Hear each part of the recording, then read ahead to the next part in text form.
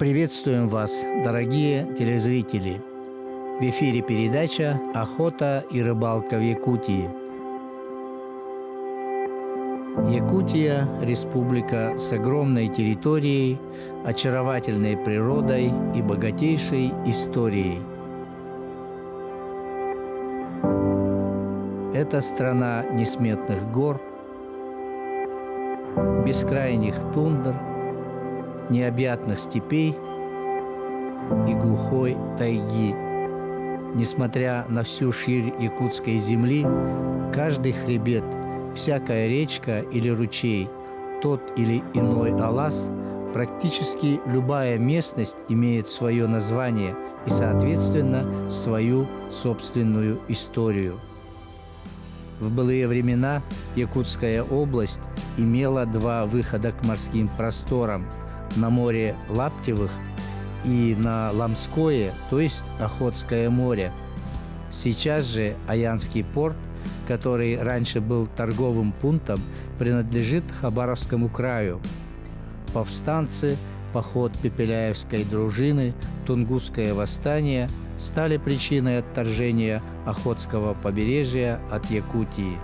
И некогда один из самых прославленных трактов перестал существовать. По инициативе Георгия Никонова, постоянного представителя республики в Дальневосточном федеральном округе и главного организатора издания альбомов «Пути великих свершений», были совершены две историко-краеведческие экспедиции по маршрутам Ламского и Аянского трактов. Редакция нашей телепрограммы выступила одной из ключевых участников этих походов. На творческую группу охоты и рыбалки в Якутии была возложена ответственная задача, а именно сбор аудио-видеоматериалов и производство цикла документальных фильмов, посвященных истории освоения Дальнего Востока.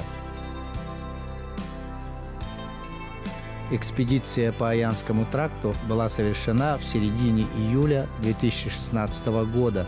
В состав участников входили профессиональный исполнитель, знаток якутского и эвенкийского эпосов Валентин Исаков, известный драматург, прозаик Василий Харысхал, краевед-исследователь Аким Татаринов, съемочная группа телепередачи «Охота и рыбалка в Якутии» Петр Лукин и Алексей Новгородов, руководитель экспедиции, директор театра Аламхо Виталий Власов. Также экспедиция не смогла бы реализоваться без содействия администрации Усть-Майского улуса. Сопровождающими выступили заместитель главы района Андрей Слепцов и водители-мотористы Андрей Адамов, Алексей Винокуров, Василий Марков и Олег Адамов. Нашей команде в количестве 11 человек предстоял далекий путь к Охотскому морю по маршруту Якутск, Усть-Мая, Аим, Джигда, Нилькан, Аян. Перед нами стояла задача проплыть 600 километров по реке Мая, 300 километров проехать по горам и в поселке Аян у Охотского моря в память о первопроходцах тракта поставить якутскую коновязь «Серге».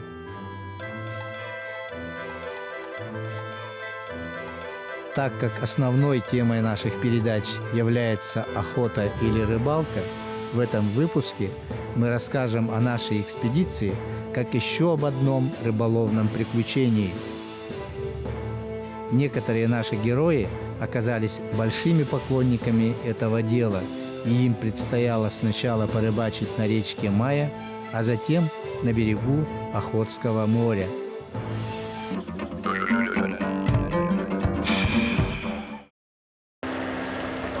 Из поселка Усть-Мая 4 моторные лодки отплыли по реке Алдан и заехали на устье Майи.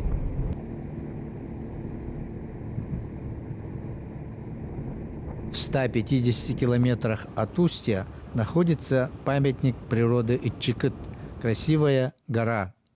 У подножия этой горы наша делегация решает сделать небольшую остановку. У опытных ребят-мотористов рыбацкие снасти всегда наготове. Идет, ура! Вот тогда, в начале 80-х, Василий Егорович тоже азартный рыбак. Как человек, побывавший во многих экспедициях, он в сплавах знает толк и никогда не забывает брать с собой в поездку удочку и приманки.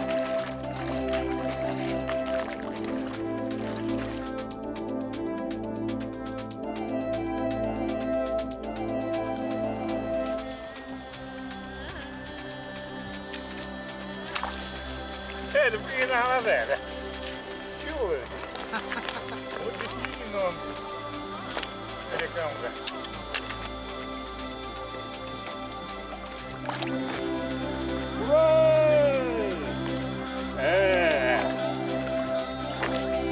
Оп. О.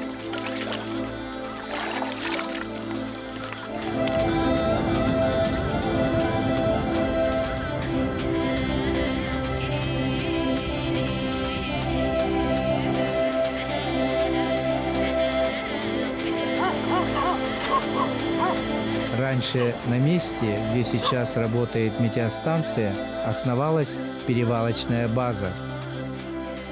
Отсюда, от устья речки Юдома, начинается территория Хабаровского края. Летние теплые дни позволяли путникам на ночь останавливаться на речных косах.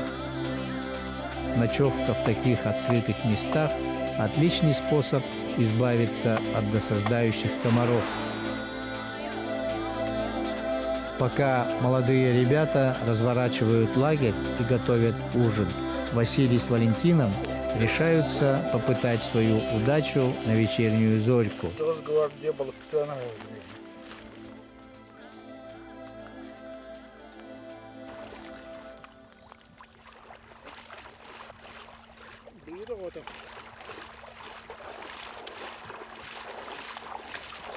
Василий поймал немного рыбы, но все они разные. Леночек, хариус и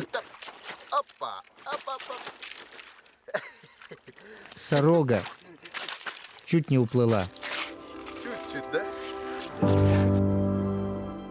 Природа реки Мая потрясающая. Она очень многогранна и красива. Богатая тайга и крутые склоны хранят в себе тысячи легенд и историй.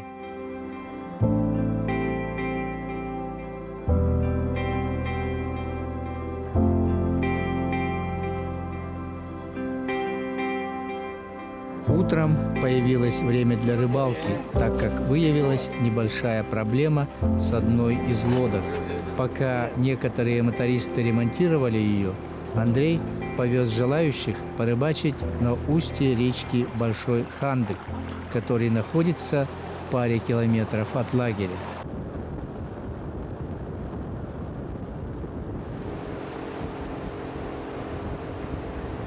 Другой подтягивай. Да. С первым же броском случилось невероятное. Это не понял. А, как интересно, снимай-ка-то. Обои поймал. Сразу 2 блесны взял он. Ну-ка, Андрюха. Оп, есть момент. На рыбалке, как видите, может случиться всякое. Оригинально, оригинально. Это профессионал. Тяжеловасенько. Вот он идет. Вот он. Щучка. О, щучка! Ребята! Это... О! Ленок это, ленок. Ленок, тихо, больше не тяните. Супер рыба, да? Ленок. Ребята, ленок! Чистая рыба! Догоняйте!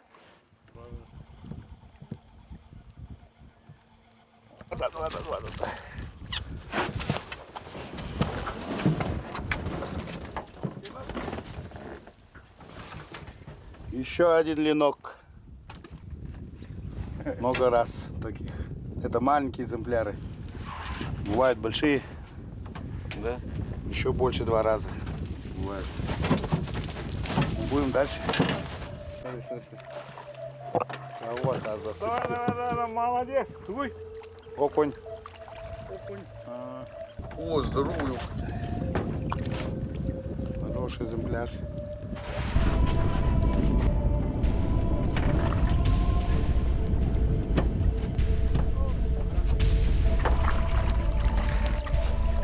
Вытаскивай.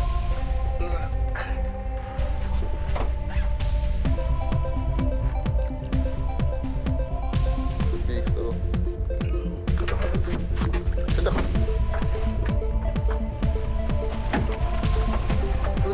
Вытащишь леска. О!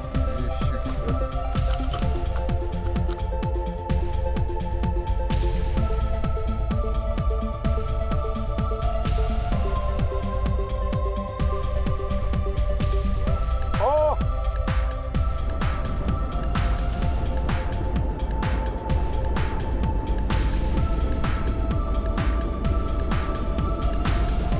По возвращению в лагерь всю наловленную рыбу надо сразу разделать. Несколько рыб решают пожарить, а остальные посолить. Ведь июльское солнце светит беспощадно.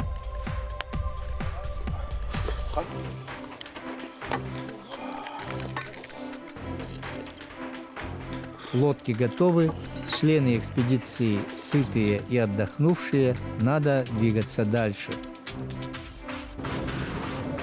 По пути в село Нелькан, где заканчивается водный путь экспедиции, съемочная группа встретила много интересного.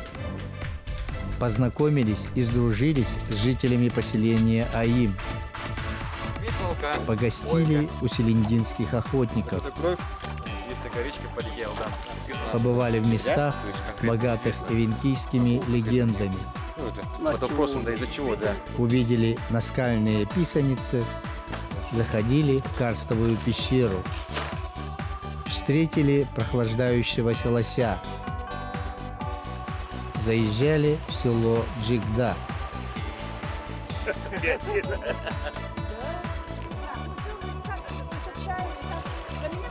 И на 4-й день достигли берега Нелькана.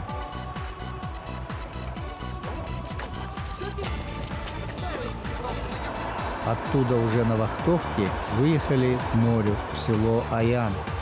Около 300 километров надо было проехать по многочисленным горным речкам и ручьям. Экспедиция время от времени останавливалась у примечательных мест. Виделись с местными эвенками-оленеводами и посещали старинные могилы. И даже встретили молодых хозяев тайги.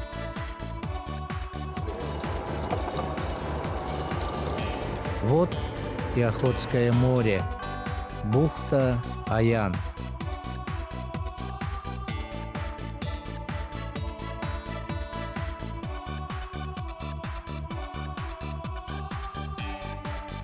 Здесь нам довелось познакомиться с замечательным человеком Андреем Карамзиным.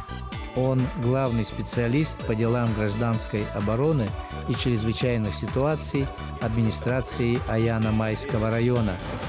И по совместительству отличный рыбак, заядлый охотник и творческая личность. Андрей с радостью согласился познакомить якутскую делегацию с особенностями местной рыбной ловли.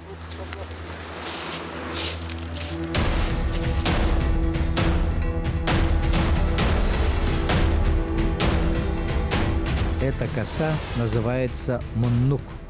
Скорее всего, название сохранилось с давних времен, что очень отрадно.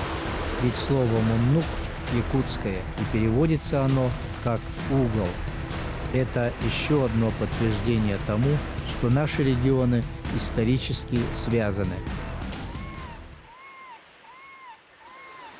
В летнее время местное население в основном рыбачит сетями.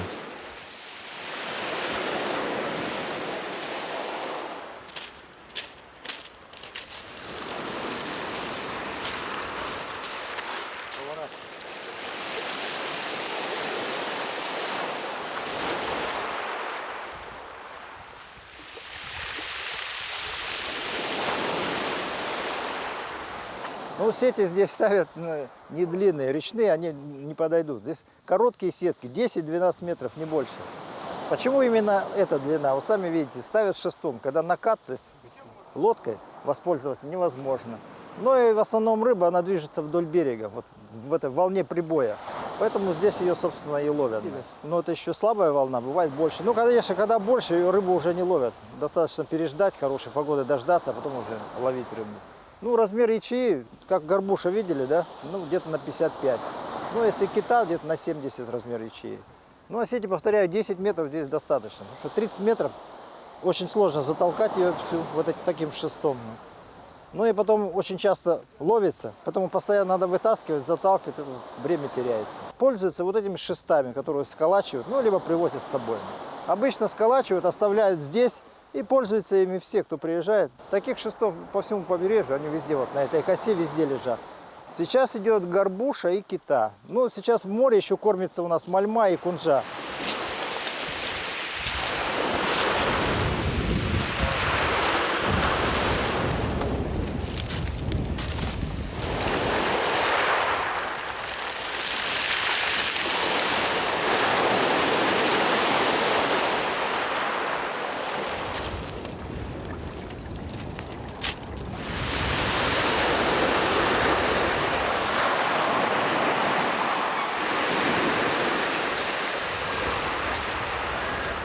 А вот и первые поклевки.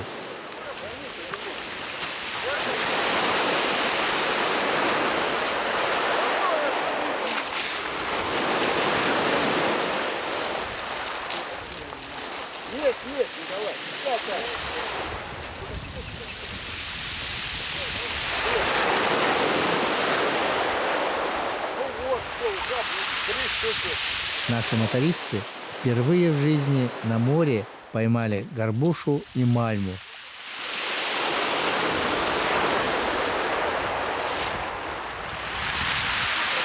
Вот это горбуша называется. Первый раз ловим. Видели только в магазине в соленом виде. Таких рыбок пускают.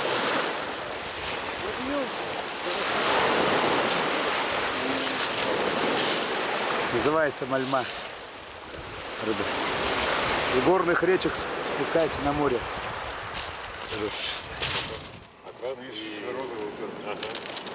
Ну, рыбу здесь ловим не только мы.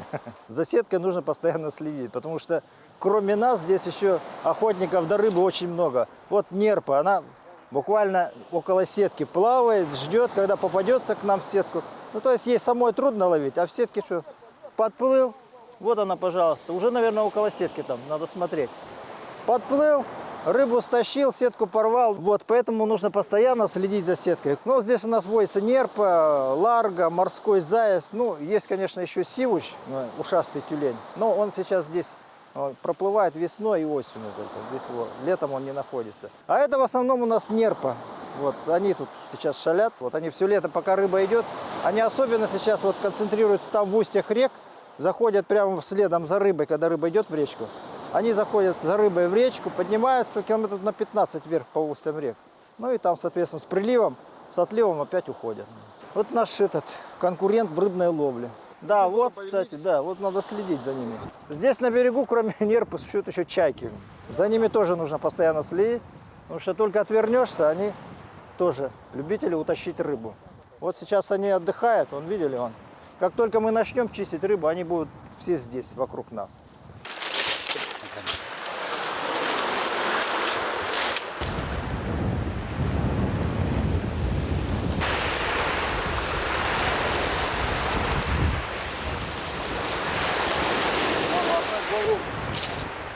Голову откусил. Второй заход рыбины в нашей сети, не привыкшие к морской рыбалке, мотористы проморгали. Нерпа успела у 3 рыб откусить головы. Пропустили. Да еще и порвала сети.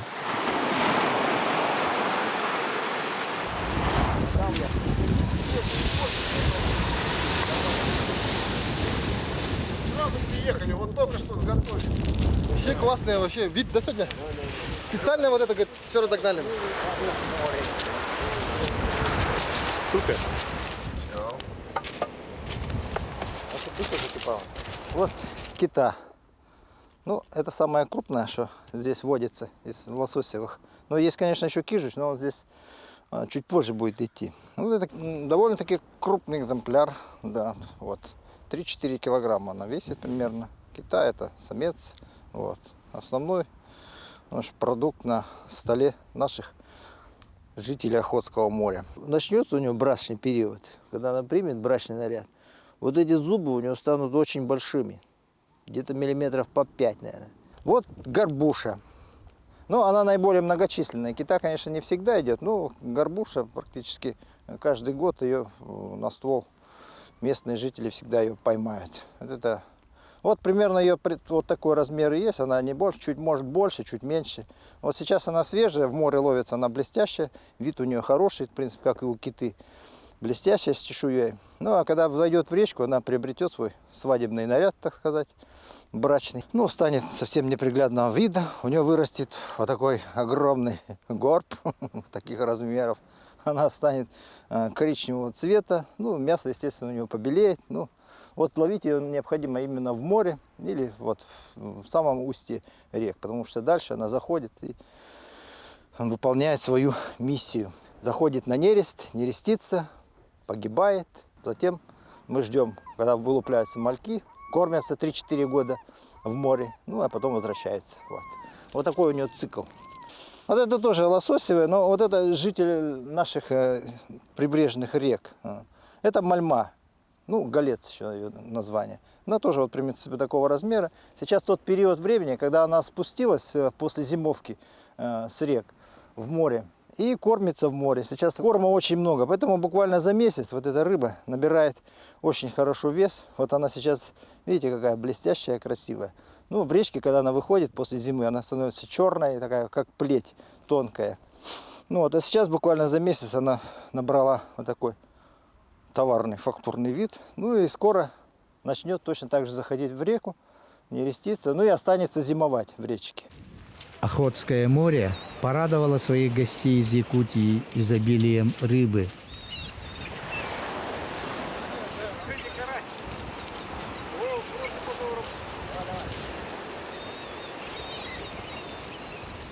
Члены экспедиции воочию увидели диких тюленей, от души поучаствовали в непривычной для якутян рыбной ловле. Узнали много нового о морских обитателях и познакомились поближе с культурой и бытом своих соседей.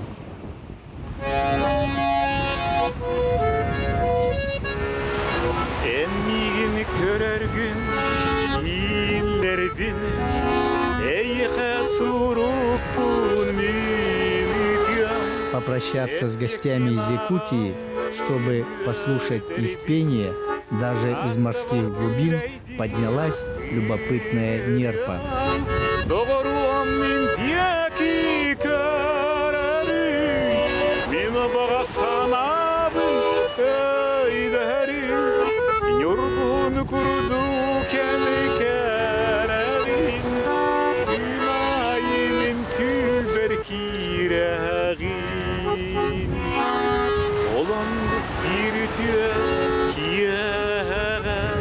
На этом, уважаемые телезрители, мы с вами прощаемся. До свидания. До новых встреч.